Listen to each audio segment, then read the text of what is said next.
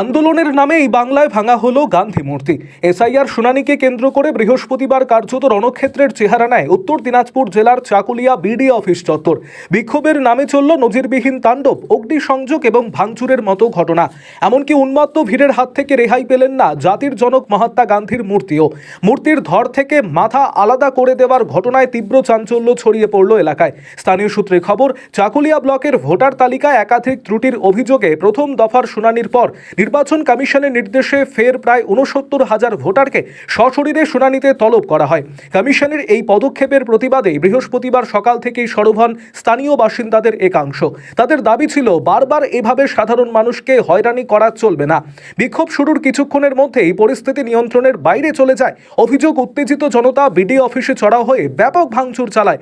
অফিসের নথিপত্রে আগুন লাগিয়ে দেওয়া হয়। পুলিশের গাড়ি লক্ষ্য করে শুরু হয় ইট বৃষ্টি। পরিস্থিতি সামলাতে গিয়ে জখম হন চাকুলিয়া থানার আইসি রাজু সোনার সহ অন্তত ৬ জন পুলিশ কর্মী। এলাকায় মোতায়েন করা হয় বিশাল পুলিশ বাহিনী। এই নজিরবিহীন হিংসার ঘটনায় কড়া পদক্ষেপ নিয়েছে জেলা প্রশাসন। শুক্রবার সকাল পর্যন্ত প্রাপ্ত খবর অনুযায়ী ভাঙচুর এবং পুলিশকে আক্রমণের ঘটনায় যুক্ত থাকার অভিযোগে পুলিশ মোট ১৯ জনকে গ্রেপ্তার করেছে।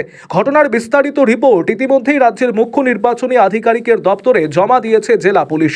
বিক্ষোভের সবথেকে কলঙ্কিত অধ্যায় ছিল বিডি অফিস চত্বরে থাকা মহাত্মা গান্ধীর মূর্তিটি ভেঙে ফেলা। বিক্ষোভকারীরা মূর্তির মাথাটি ধর থেকে বিচ্ছিন্ন করে দেয়। এই ঘটনায় তীব্র নিন্দা জানিয়েছেন জেলা প্রশাসনের আধিকারিক থেকে শুরু করে রাজনৈতিক মহলের একাংশ। এলাকায় শান্তি শৃঙ্খলা বজায় রাখতে পুলিশি টহল জারি রয়েছে। শুক্রবার সকাল থেকে বিডি অফিসে চলছে পরিষ্কার করার কাজ। খুলেছে দোকানপাট, তবে আজ হিয়ারিংয়ের সম্ভাবনা কম রয়েছে। মোতায়েন রয়েছে বিশাল পুলিশ বাহিনী। বলছি, পরিষ্কারের কাজ কি শুরু হয়ে গেছে? হ্যাঁ, আমরা সকাল থেকে স্যার বলেছেন আমাদের পরিষ্কার পরিচ্ছন্ন এগুলো করতে সরাতে বলেছেন, নির্দিষ্ট জায়গা রাখতে বলেছেন। তার জন্য আমরা সবাই মিলে কি হয়েছিল?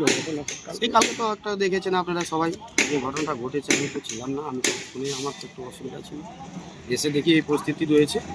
দেখার পর দেখি আমাদের স্যার সকালে ডেকেছে, আমরা এসে কাজে লেগেছি। এগুলো সব কি পরিষ্কার করা হবে? এই যে যা দেখছেন, যা জ্বলেছে, যা কাগজপত্র জ্বলেছে, যা চেয়ার টেবিল জ্বলেছে, সেগুলোই দেখতে পাচ্ছি। ওগুলোকে আমরা ওদের নির্দিষ্ট জায়গায় রাখার ব্যবস্থা করছি। এই ভিতরে অনেকগুলো আলমারি ছিল, সেইগুলো আলমারি এখন তো আমরা ওদিকে যাইনি, এখন বর্তমানে সামনে রয়েছি। পরে ওগুলো দেখে তারও পরিষ্কার ব্যবস্থা। কি কি থাকতে পারে এই জিনিসগুলো? এটা আমি তো বলতে পারবো না, এটা বিডিও সাহেবই বলতে পারবেন। আমাদের কিছু না কোনো গুরুত্বপূর্ণ কাগজ আমি তো বলতেই পারছি না, কেন আমরা কাজে লেগে আছি। আচ্ছা, কি নাম আপনার? গৌতম বাসপুর। কি দায়িত্ব আছে? আমি কেয়ারটেকার।